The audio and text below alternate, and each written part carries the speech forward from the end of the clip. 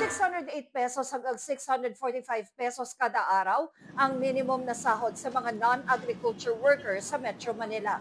Malayo sa family living wage o yung kitang kailangan para makapamuhay ng disente ang isang pamilya sa NCR ng 1,221 pesos kada araw ayon sa Ibon Foundation. Mas mababa pa ang minimum wage sa ibang rehiyon, gaya sa BARM na may pinakamababang minimum wage sa bansa. Ang mga minimum wage worker ang makikinabang sa House Bill 11376 o Panukalang Wage Hike for Minimum Wage Workers Act na pasado na sa ikatlot huling pagbasa sa Kamara. Sa ilalim nito, bibigyan ng 200 pesos daily wage increase ang minimum wage workers sa pribadong sektor, anuman ang employment status, kasama ang mga contractual at subcontractual.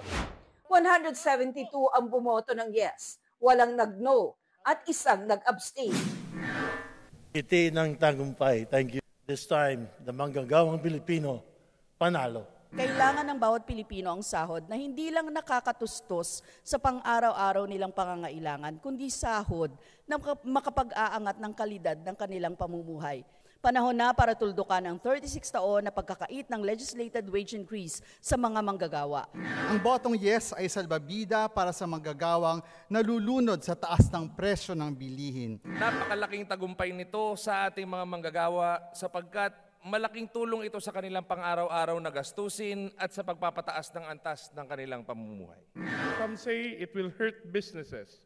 But I believe when we take care of our workers, we're actually helping businesses in the long run.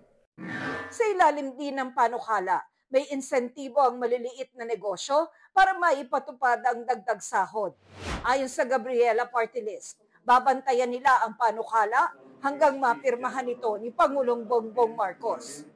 Nangyari ang pag-aproba sa panukalang legislated wage hike isang araw matapos magpulong ang TUCP Party List at si Pangulong Bongbong Marcos. Idinulog ng TUCP sa Pangulo ang panawagan para sa pagprotekta sa mga karapatan ng mga manggagawa, maayos na sahod at paglikha ng disenteng trabaho.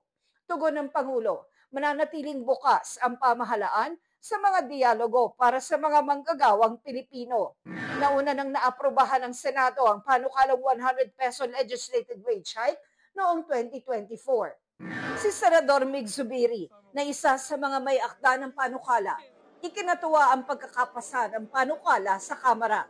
Pero dahil ilang araw na lang ang sesyon ng 19th Congress, they just want to adopt it, so be it, let us adopt.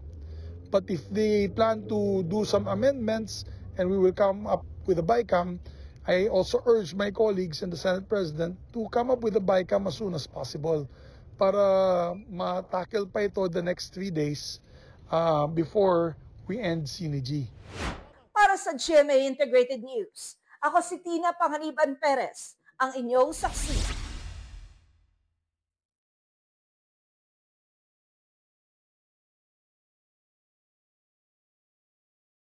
Mga kapuso, maging una sa saksi. Mag-subscribe sa GMA Integrated News sa YouTube para sa iba't ibang balita.